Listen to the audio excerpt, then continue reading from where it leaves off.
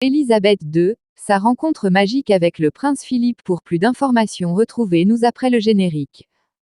Mais avant de commencer, n'oubliez pas de vous abonner et d'activer la cloche de notification pour ne pas manquer nos prochaines vidéos. Bon visionnage.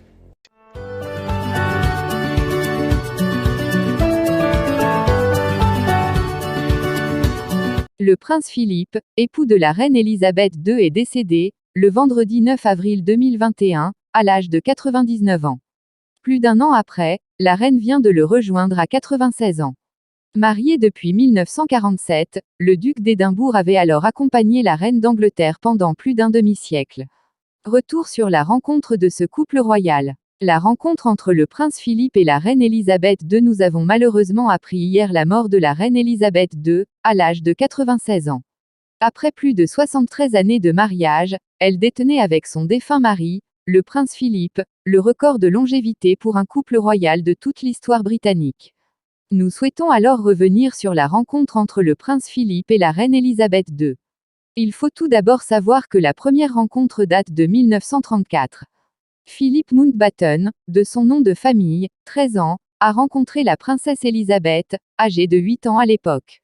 C'était lors du mariage de la princesse Marine de Grèce et du Danemark avec George, duc de Kent, qui était également l'oncle d'Élisabeth.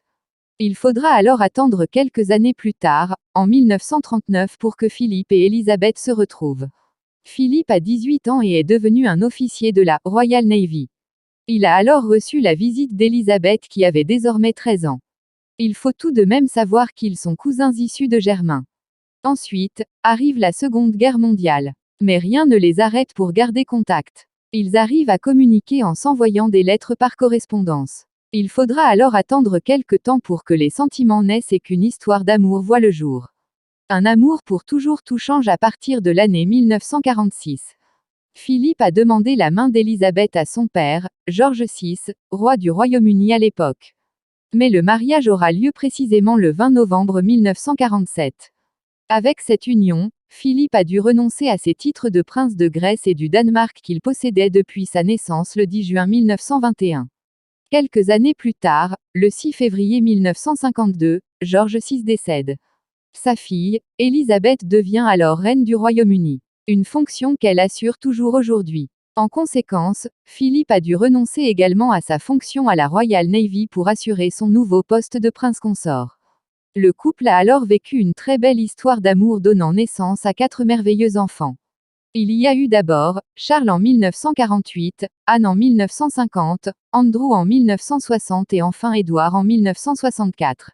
Avec la disparition de la reine Élisabeth II s'éteint définitivement la magie de ce couple royal, qui aura été unique et que personne n'oubliera.